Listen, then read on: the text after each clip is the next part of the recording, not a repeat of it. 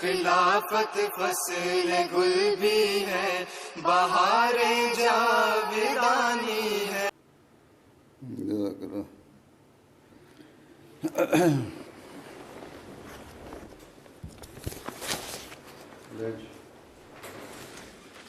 Please stand up for pledge.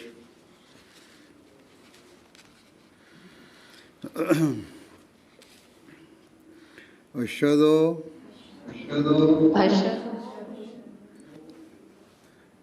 اللہ الہ بولو الا اللہ وحدہ لا شریک لہ واشہد ان محمدً عبدہ ورسولہ. اشہد اللہ الہ الا اللہ وحدہ لا شریک لہ واشہد ان محمدً عبدہ ورسولہ. اشہد اللہ الہ الا اللہ وحدہ لا شریک لہ واشہد ان محمدً عبدہ ورسولہ. I bear witness that there is none worthy of worship except Allah. He is one and has no partner. And I bear witness that Muhammad sallallahu alaihi wasallam is his servant and messenger.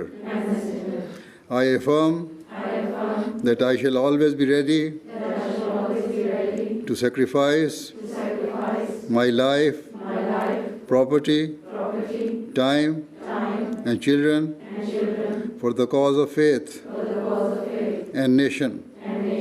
I shall always adhere to truth and shall always be prepared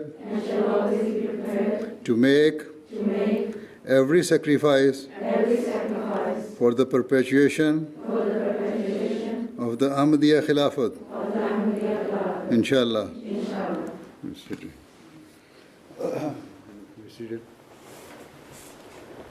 ہاں اس لیے بٹھایا ہوگا کہ بولنا ہے.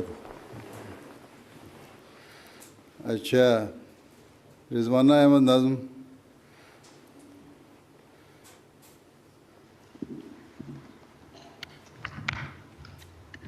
السلام علیکم پیارے حضور. وعلیکم السلام.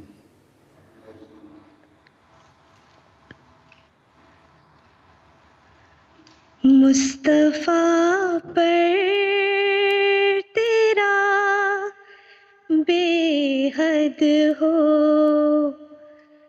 سلام و رحمت. مصطفیٰ پر تیرا بے حد ہو سلام و رحمت.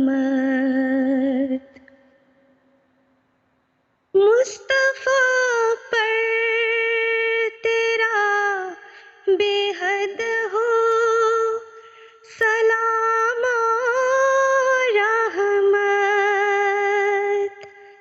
اس سے یہ نور لیا بارے خدایا ہم نے.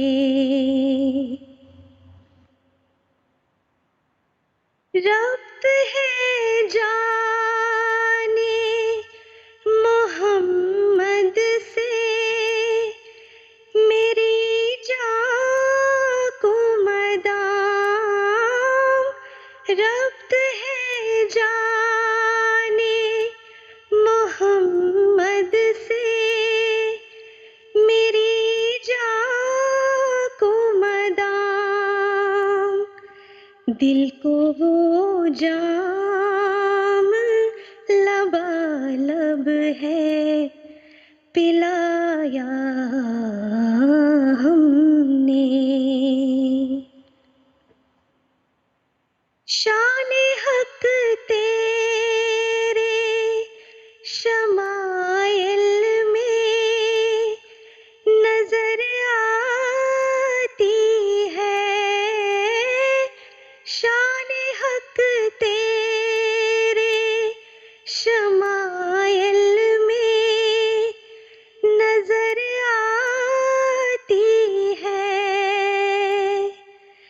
تیرے پانے سے ہی اس ذات کو پایا ہم نے.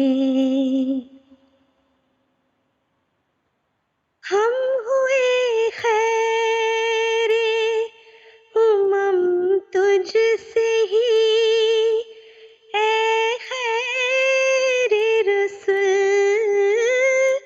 ہم ہوئے خیر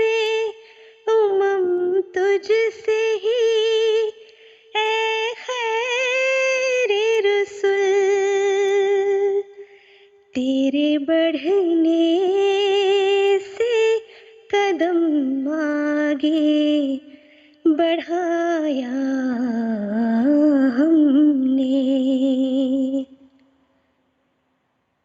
آدمی زاد تو کیا چیز، فرشتے بھی تمام.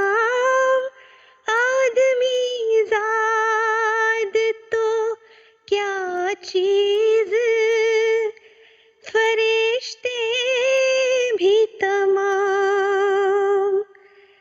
مدح میں تیری وہ گاتے ہیں جو گایا ہم نے. مصطفیٰ پر تیرا بے حد ہو سلام و رحمت. جزاک اللہ. ویڈیو بدرگاہ ذیشان خیر الانام، شفیع الورا مر جائے خاص و عام. بصد عجز و منت، بصد احترام، یہ کرتا ہے عرض آپ کا ایک غلام کہ اے شاہ کونین عالی مقام، کہ اے شاہ کونین عالی مقام، علیک الصلاۃ علیک السلام، علیک الصلاۃ علیک السلام، علیک الصلاۃ علیک السلام. چلو اسکرین پہ تو نہیں آیا، وہ ٹھیک ہو گیا.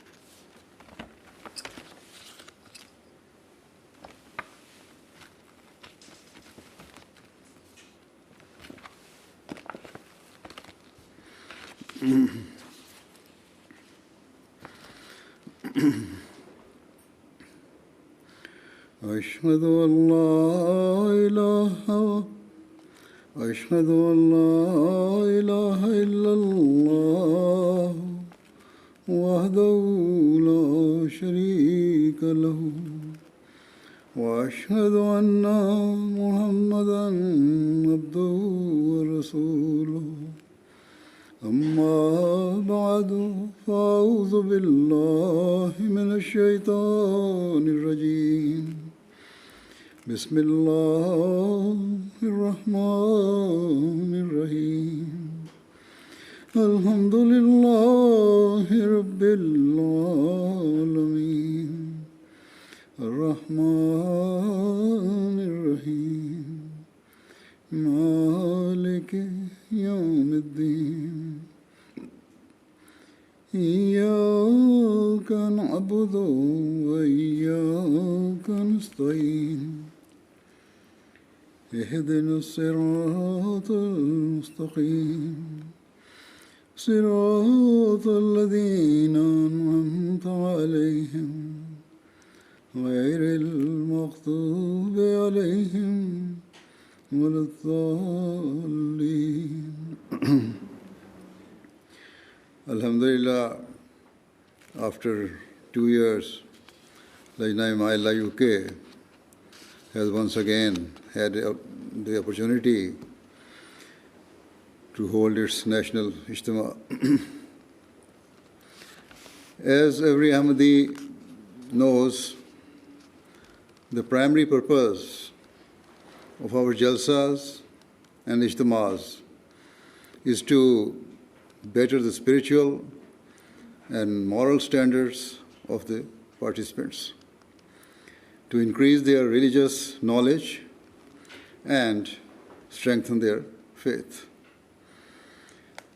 If these are not the objectives, there is no point holding ijtima and similar events.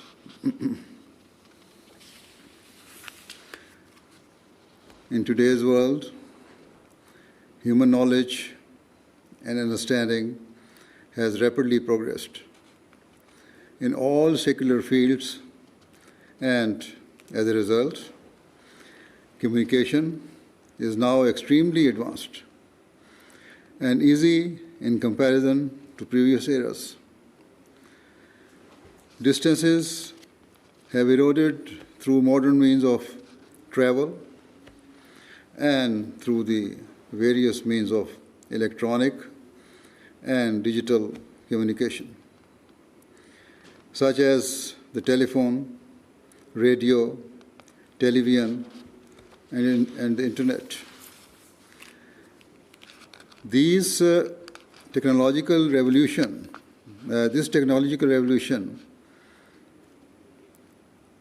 that has taken place would not have seemed plausible even half a century ago. Indeed, the rapid advance of communication through the development of the smartphone and other smart technologies could not have been envisaged even 10 or 15 years ago. The entire world has become inextricably linked in a way that has never been seen before in the history of mankind. For instance, it is now possible to see and talk to people living in the far corners of the world, thousands of miles away, in the blink of an eye. Technological advancement has also enabled people to exhibit and promote their beliefs, values, and culture to people across the world. It has enabled those people living in rich developed nations to showcase their way of living to people living thousands of miles away in remote villages and towns in the developing world. It has enabled Western countries to promote and export the freedoms and values they proudly espouse as their culture, to the extent that even the poorest and most underprivileged people in the world are now well versed in how people in rich countries live. When they who are living the most impoverished of lives see the precipitous development and the luxuries afforded to those living in other parts of the world, it naturally leads to feelings of restlessness and grief at their own desperate plight. Therefore, where satellite technology and the internet has turned the world into a global village, it cannot be said that it has only proven a force for good.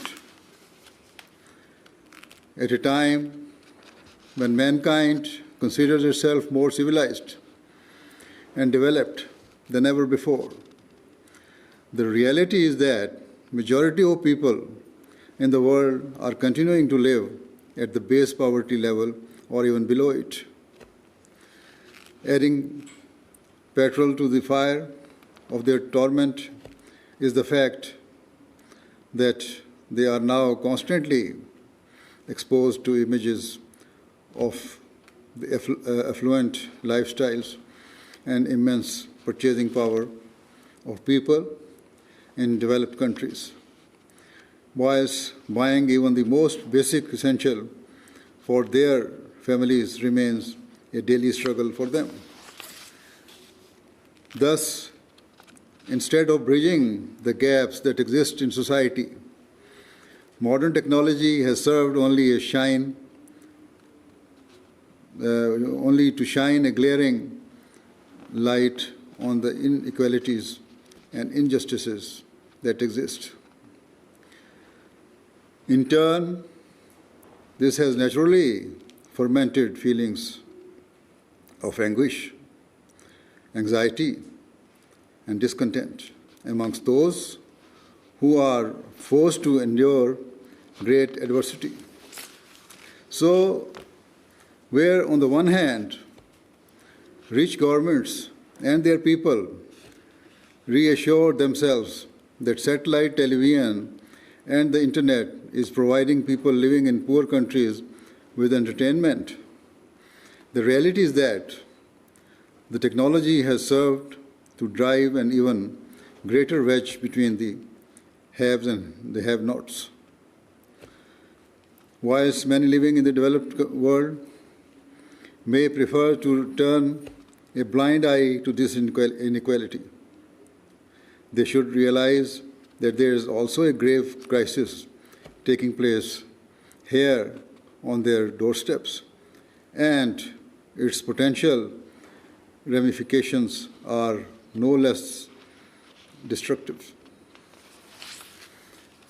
We are living in a time of ever-rising materialism and worldliness, where despite being intelligent and despite having eyes to see with, most people are living a life of spiritual and moral blindness in which they consider anything that shimmers or glistens to be made of gold. They fail to realize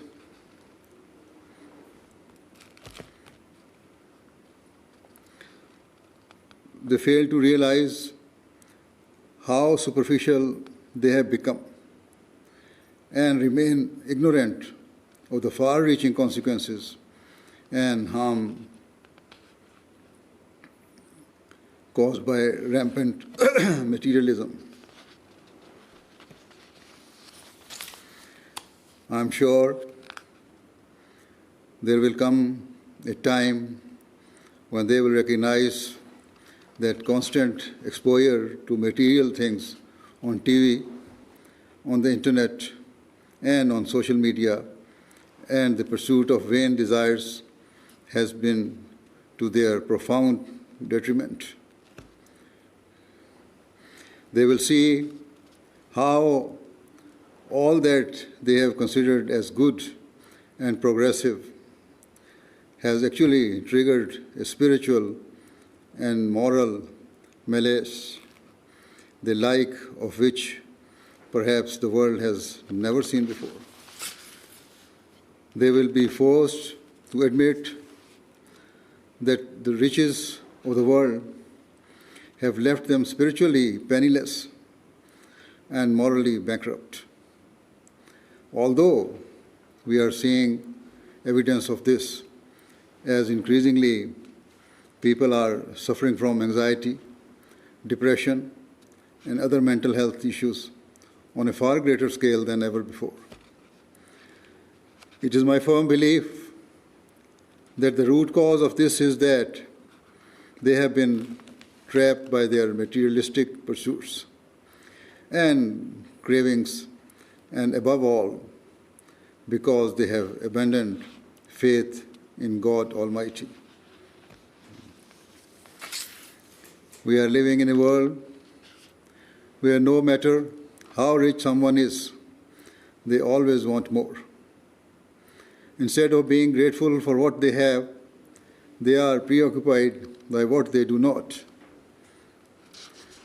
Where men have been corrupted by extreme desire for wealth, women are also certainly involved in this unholy race. These vain pursuits serve only to increase frustration and anxiety and are leading mankind towards darkness rather than to enlightenment. If people living in the underdeveloped world are being adversely affected by what they see on TV or the internet, we can only imagine how much harm is being inflicted on people living here at the very epicenter of materialism, greed, and consumer culture. In the past, I have advised Ahmadi parents that they should be mindful of what they and their children view on television and should make sure they limit the amount of time they spend watching it. However, the world has now moved far beyond just the risk of seeing inappropriate content on television. Rather, children are being exposed to masses of content on the internet, on YouTube, and the various social media platforms. Children are viewing content on their phones, laptops, and tablets, often hidden from their parents' view,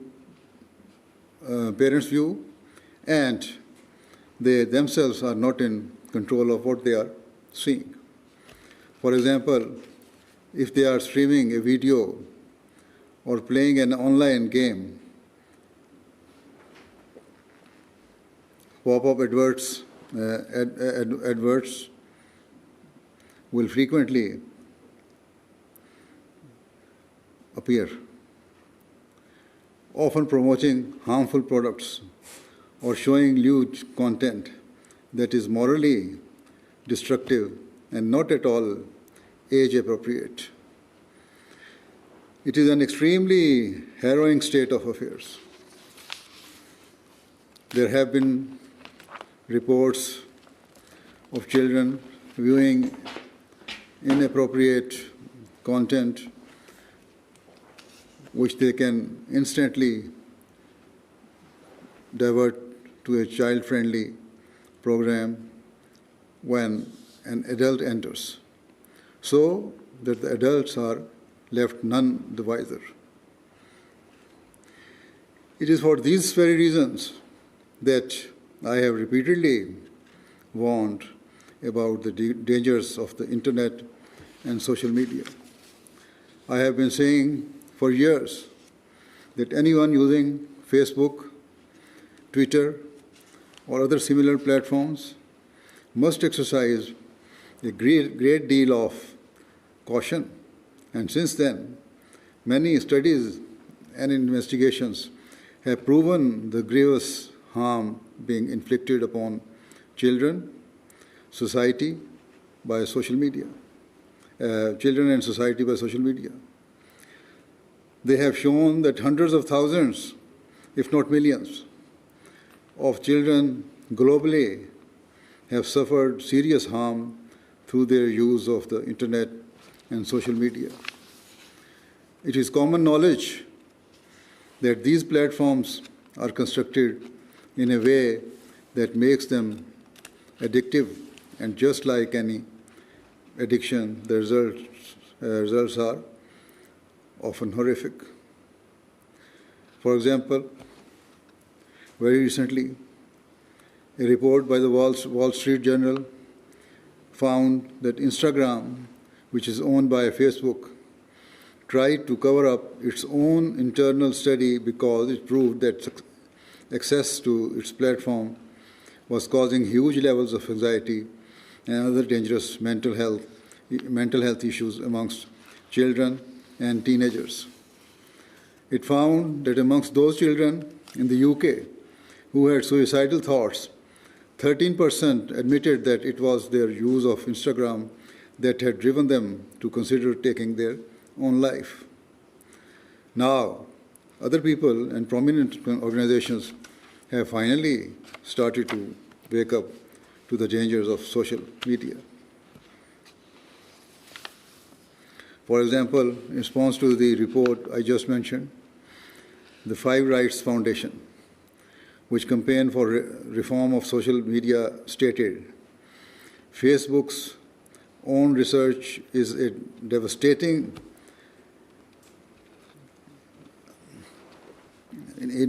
indictment of the carelessness with which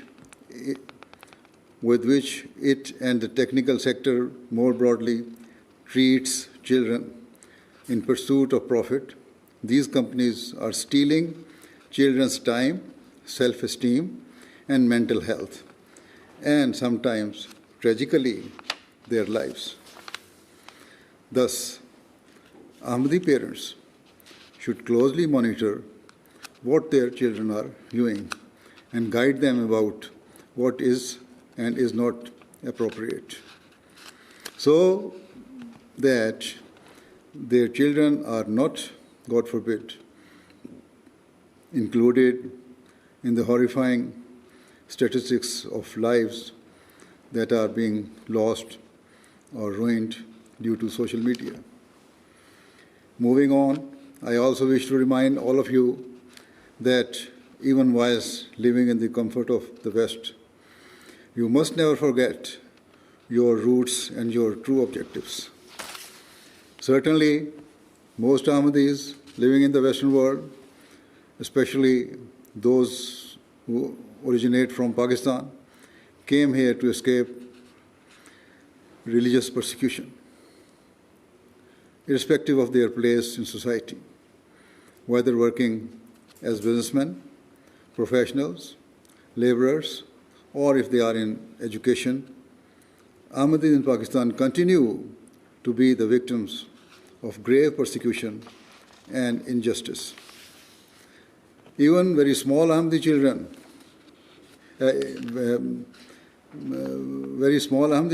in year 1 or 2 are being harassed by other children or their teachers, and this is having a damaging effect on them. In terms of higher education, certain professors and members of faculty at Pakistan University are filled with venomous anti-Ahmadis prejudice and bigotry.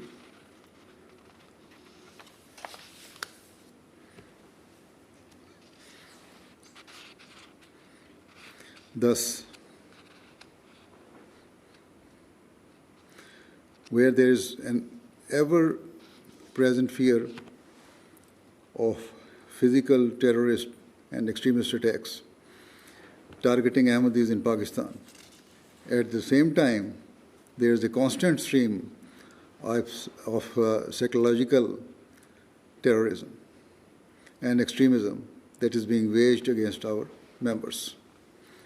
As a result, many Ahmadis have been forced to leave Pakistan and seek a better future abroad.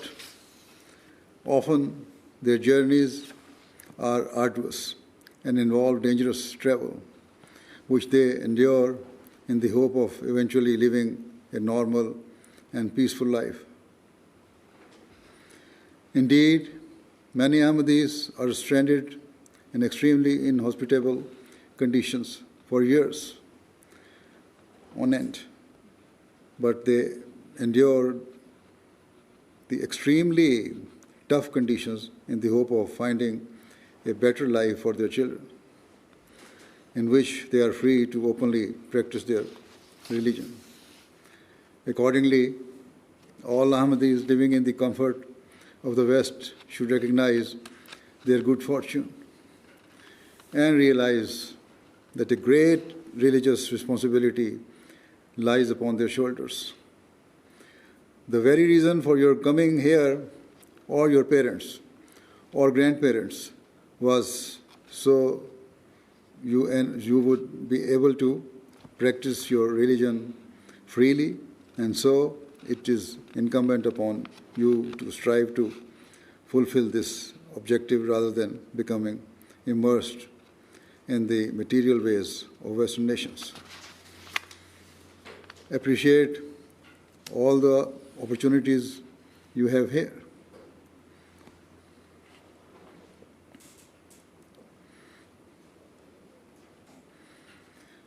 For example, Ahmadi girls in the UK are studying in very good schools, colleges, and universities, and have the opportunities to advance and progress.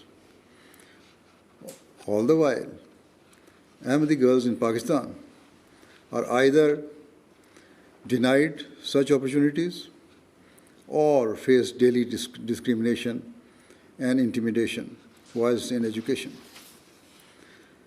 So remember why you have this chance and never forget who you are. Rather, take pride in your faith and religion.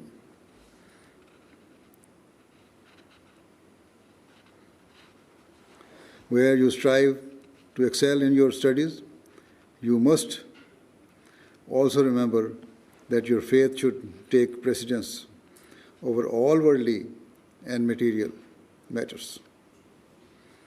If your priorities are in order, you will live your lives in a way to be proud of, and you will also prove to be of benefit to this country.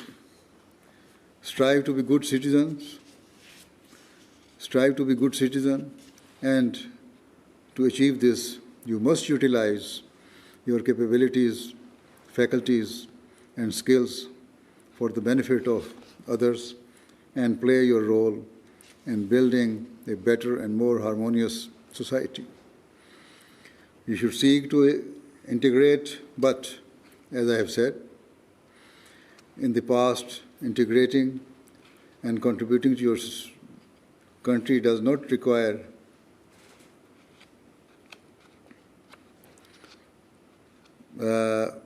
you to violate your moral compass and forsake your religious values. Rather, the way to successfully integrate into Western nations is to contribute to the success of the nation whilst maintaining your religious identity. Indeed, this should be the hallmark and distinguishing feature of Ahmadi Muslims living in the West. Sacrificing your moral standards and values is not going to help your country in any way. Going to nightclubs where men and women mix and dance whilst in a state of undress is not going to benefit this country. Going to pubs and bars so you can get drunk and lose all your inhibition and senses is not service to the nation. There are many other immoral activities and harmful vices prevalent that are considered part of what makes this a so-called free society. Yet, let it be clear that engaging in such vices and immoral behavior does not make you free, and nor does it raise the station and status of your nation. On the contrary, such activities take a person far away from God Almighty. And so, instead of benefiting humanity, immoral behavior serves only to hurt a country and weaken the moral fabric of society. Hence, all Ahmadis, men, women, and children, must understand that the way to serve their nation and to be loyal to it is by upholding the highest moral standards and acting upon the teachings of Islam by fulfilling the rights of God Almighty and His creation. The tragic reality is that those who consider themselves the most civilized and progressive people of the modern world fail to understand the immense harm and far-reaching consequences of the immodesty and vulgarity that pervades today's society. God knows better when, but one day they will surely realize the error of their ways and will admit the liberalism has gone too far, but by then it will be extremely difficult for them to re-establish higher morals in society. Thus, it is the duty of all Ahmadi Muslims to ensure that they stand up for what is right and to have the courage of their convictions. If we are successful in achieving this, then when others come to realize their mistakes, we will be ready to guide them and to present them an alternative and better system of morals. Certainly, I hope and pray that our Jamaat will be there to protect society and to arrest moral decline before it reaches the point of no return. So, as Ahmadis living in the West, if you truly want to contribute to society and wish to manifest genuine gratitude to this country for letting you live here with freedom of religion and for granting you opportunities to progress, the best way is to give priority to your faith over all worldly matters. True gratitude requires you to fulfill both the rights of God and mankind and save yourselves from all forms of vulgar and immoral behavior that takes a person away from his faith. Where prioritizing your faith will be your personal means of salvation. It will, inshallah, ensure that you have played your role in saving your nation from its moral decline. Certainly, they are passing through a time in which long-standing traditions and values are being eroded piece by piece. And these changes are being forced on society in the name of freedom. Instead of strengthening society, such changes are triggering anxiety and confusion amongst large segments of the population. Indeed, some good-natured people have started to speak out and question the directions of travel of society and ask why traditional moral values and standards are being discarded. Similarly, some fair-minded journalists and public figures have started to write columns focusing upon the moral decay in society and how quickly values are changing not for the better, but for the worse. The reality is that good-natured and decent people, irrespective of their beliefs or religion, cannot tolerate a society that plummets to such an extent that it is sometimes difficult to differentiate between the acts and morals of humans and those of animals. So, as Ahmadi Muslim, living here in the West, it is our paramount responsibility to protect our morals and to strive to ensure that the society in which we live uphold the highest moral standards and respective human values.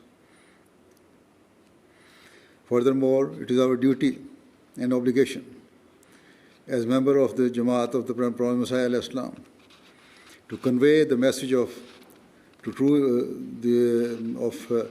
Islam to others. And it is my firm belief and conviction that if we hold aloft the lantern of spiritual light entrusted to us by the Prophet Messiah al-Islam, we will find that the help of Allah the Almighty will be with us every step of the way, inshallah. Only then will we be in a position to show the world the difference between those who worship the one and everlasting God and act upon His commands, and those whose only God is worldly attractions.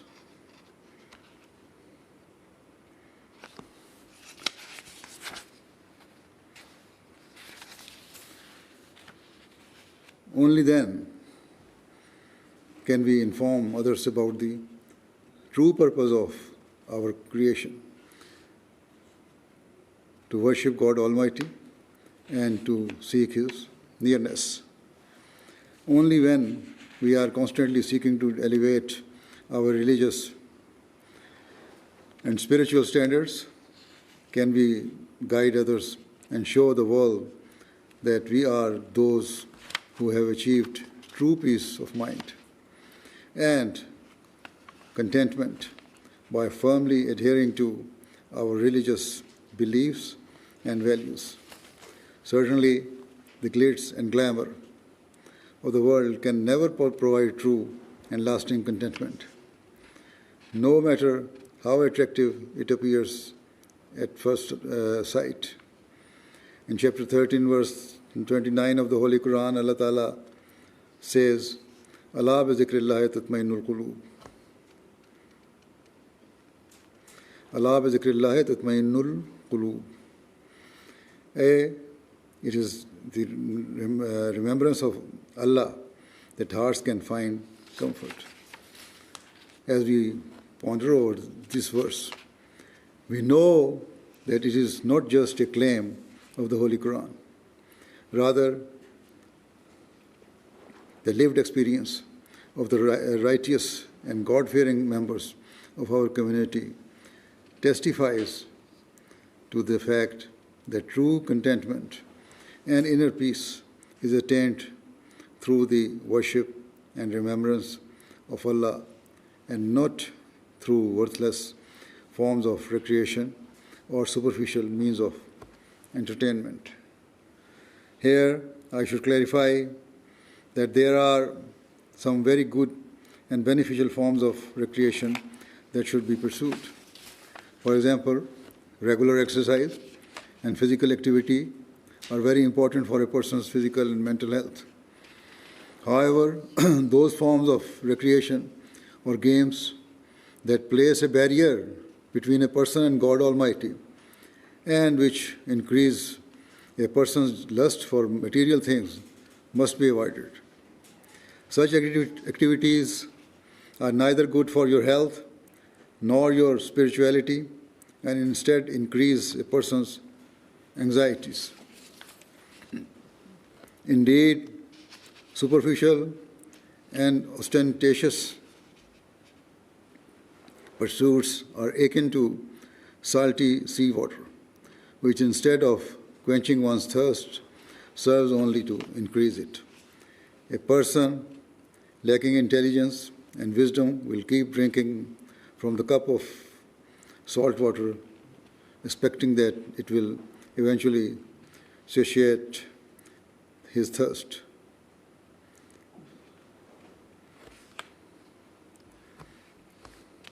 Needless to say, it can never quench a person's thirst. Rather, it will slowly poison him and ultimately cause his death. That salty water can never be life-giving. Rather, it is the means of taking away one's life. Alternatively, the best water is that which comes down from the heavens in the shape of rain, and which is the means of our life and existence. That fresh water gives life to the soil beneath us and is the means of sustaining all forms of life. So it is up to us to save ourselves from the toxic glamour of the world that is just like the salt water that hides its poison. Instead, we should seek to immerse ourselves in that heavenly water, spiritual water that is life-giving and which purifies our soul. It is that sweet water that will sustain us and grant us peace of mind, and it can only be attained through the nearness of Allah and by following His commands. So all Ahmadis living in the Western world should reflect upon their priorities and consider whether some of the so-called freedoms that are afforded here are truly what they seem, or are they bitter pills coated in sugar. Certainly, those freedoms that encourage vice, immodesty, and deception can lead to nothing good. Rather, they cause only anxiety, suffering, and the breakdown of families and communities. Some of our members, particularly those who are younger, express their opinion that any restrictions or limits placed by the Jamaat are a means of curtailing their freedoms.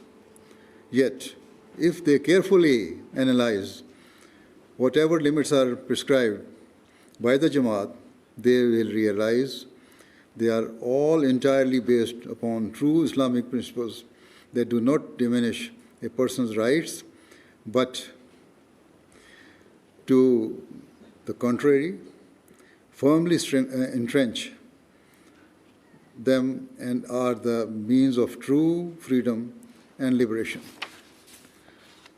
There have been cases of a few Ahmadi youths, both male and female, who were extremely influenced by Western society and so chose to discard their faith and beliefs. However, they came to regret their decision. They admit that they had, in the name of freedom, fallen blindly into a spiritual abyss. They express their sorrow and embarrassment, and some eventually return to the Jamaat.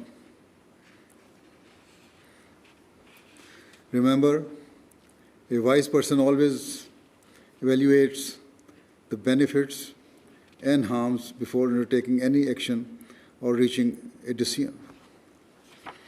Moreover, a true Mu'min or Mu'mina, a true believer, is he or she who acts with wisdom and calculates not only the practical consequences of any action, but who focuses principally upon the religious benefits or harms.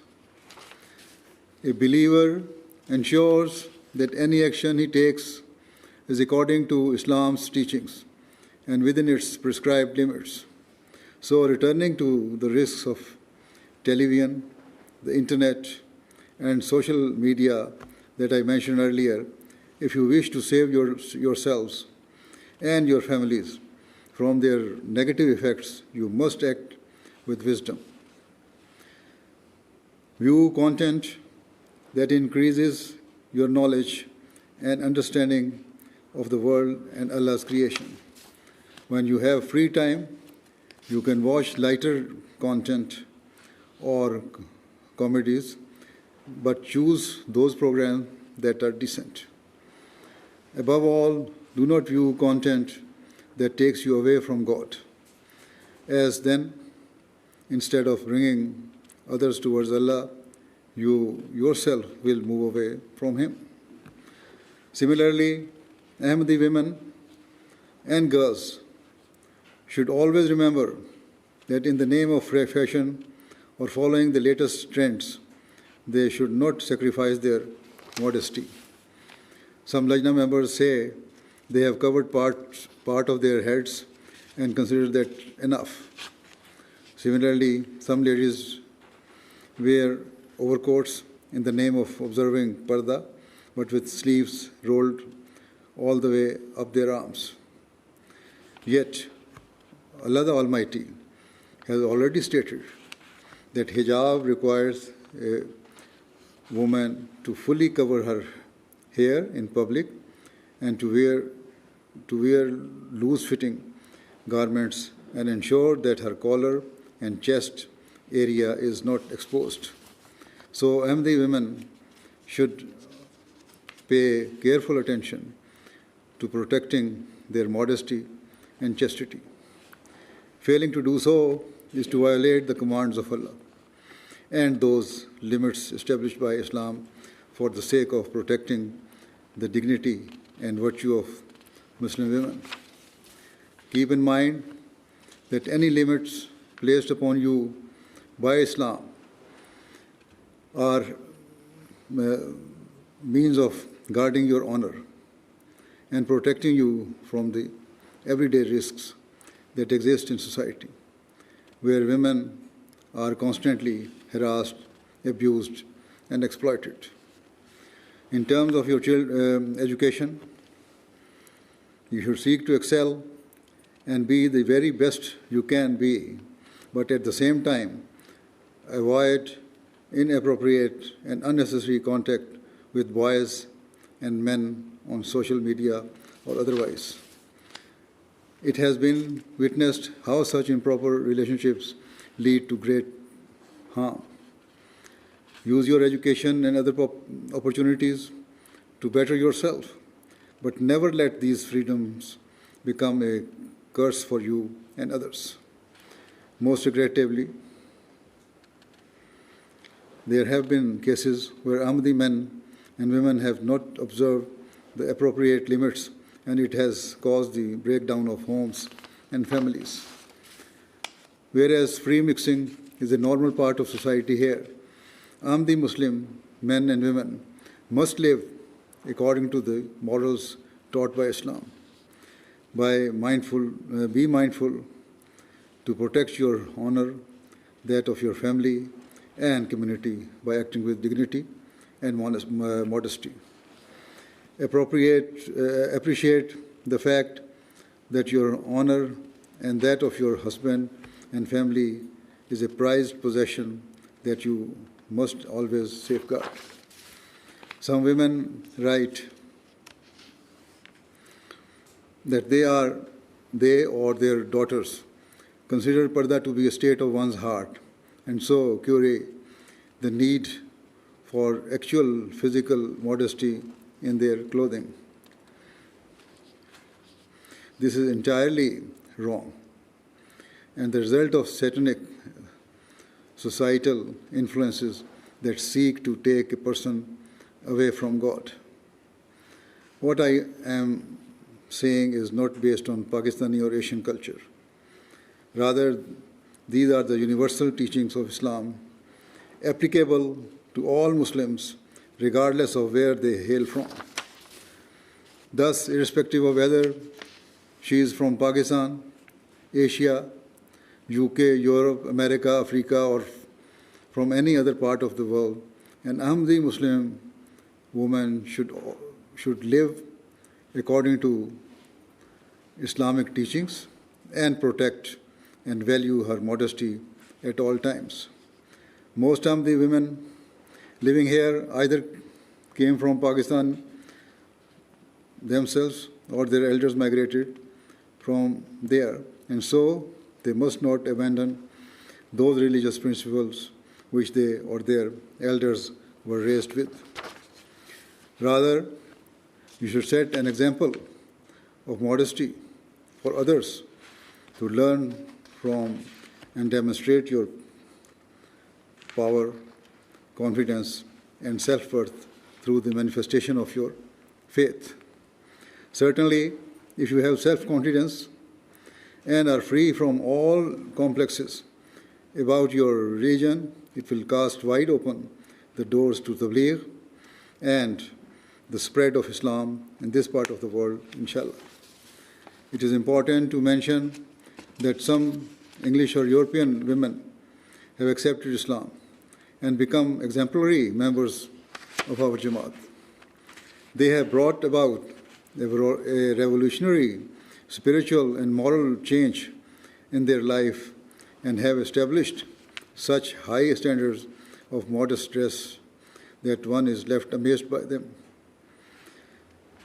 This is something for the other Ahmadi women and girls to ponder over.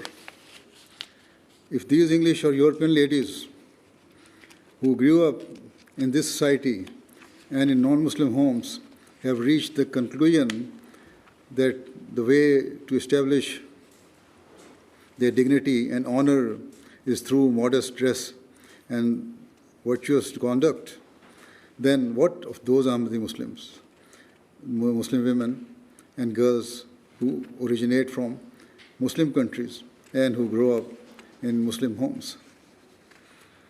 Without a shadow of doubt, our Jamaat is destined to move forward and to progress, inshallah.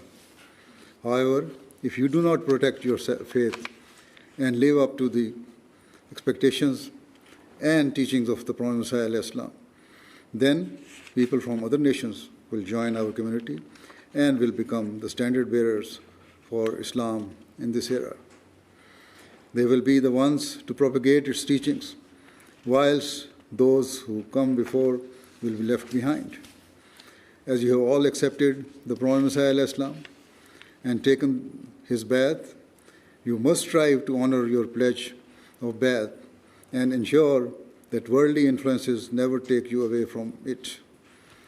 I pray that may Allah grant all of you the ability to act upon all that I have said, and may the members of the Lajna-e-Mahalla truly become those who free themselves from sin and fulfill the rights of worship of Allah. I pray that you never become immersed in vain and material pursuits that take you away from the oath of allegiance you have made to the Prophet Muhammad. Finally, always remember that you must not only shield yourselves and your children, but you must also play a great and prominent role in conveying the message of Islam throughout the world. It should be your lifelong objective to win the hearts and minds of humanity, so that one day, inshallah, the people of the world will all join as one under the banner of the Holy Prophet sallallahu alaihi wasallam. This is the great task given to the Jamaat of the Prophet Muhammad by Allah the Almighty, and it is the foremost duty of Ahmadi men and women to serve wholeheartedly in this cause. If we want to rise to this challenge and to bring about a spiritual revolution in the world, we must first start by reforming ourselves. So strive to increase your religious knowledge and endeavor to build your relationship with Allah. Bow down before Him and pray He guides you to the right path, so that you are counted amongst those who fulfill His commands. Never forget that Allah the Almighty has knowledge of both the seen and the unseen and knows all that we do. So even when there is no one else present to see or judge you, remember that Allah is watching over you and for His sake alone you must act upon His commands, protect your faith, and fulfill your duties of nurturing the next generation in the best way. It is up to us to bring about a moral and spiritual revolution in the world, and so train your children so that they grow to be ready to take up the mantle of serving the mission of the Prophet Messiah Islam. May Allah enable all of you to fulfill your duties in the best way, and may you all prove to be shining stars of Ahmadiyyat. May Allah the Almighty continue to bless Lajna Mahalla in all respects. Ameen. Now join me in silent prayer.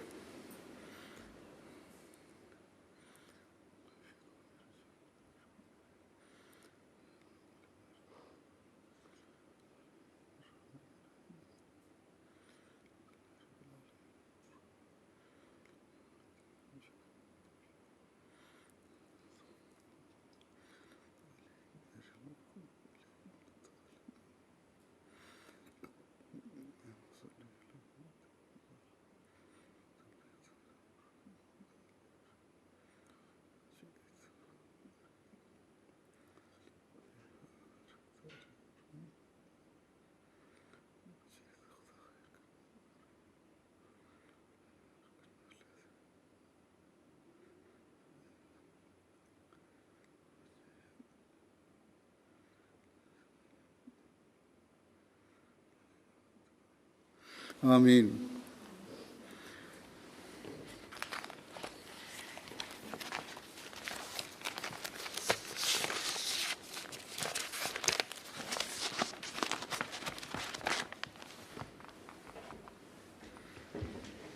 کتنی لائنیں بیٹھی ہیں یہاں؟ Total 1500 ہیں. ہیں total 1500 ہے مسجد میں اور یہاں ملا کے. ہمارے پاس کتنی بیٹھی ہیں میں پوچھ رہا ہوں؟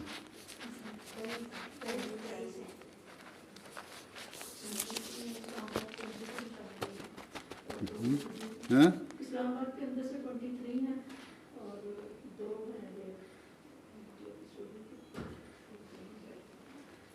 15 ادھر ہیں اور 1 2 3 24 25 26 ہیں. اچھا ٹوٹل کتنی ہے سادہ صاحبہ؟ جی حضور ادھر ٹوٹل 1500 ہے. 1500 ہیں. اچھا 24 یہاں ہیں تو 24 اوپر ہو گئی. جی جزاک اللہ. آواز آ رہی تھی ٹھیک ماں؟ جی حضور. ٹھیک آواز آتی رہی ہے؟ ڈسٹربنس تو نہیں ہوئی کوئی؟ جی بالکل اچھا نہیں، چلو بالکل نہیں حضور. چلو پھر اللہ تعالیٰ ہم کی توفیق دے. السلام علیکم ورحمۃ اللہ وبرکاتہ. ہاں تمہارے کچھ اور تو نہیں کہنا؟ جی حضور ترانہ ایک چھوٹا سا ناصرات میں چھوٹا ترانہ ایک ہی ہے. جلدی سے کہہ دو ترانہ. حدث قبلہ نما لا الہ الا اللہ لا الہ الا اللہ ہے درد دل کی دوا لا الہ الا اللہ لا الہ الا اللہ. کسی کی جشن میں فسو ساز نے کیا جادو، کسی کی چشم میں فسو ساز نے کیا جادو، تو دل سے نکلی صدا لا الہ الا اللہ لا الہ الا اللہ. جو پھونکا جائے گا کانوں میں دل کی مدود کے، جو پھونکا جائے گا کانوں میں دل کے مردوں کے، کرے گا حشر بپا لا الہ الا اللہ لا الہ الا اللہ لا الہ الا اللہ لا الہ الا اللہ.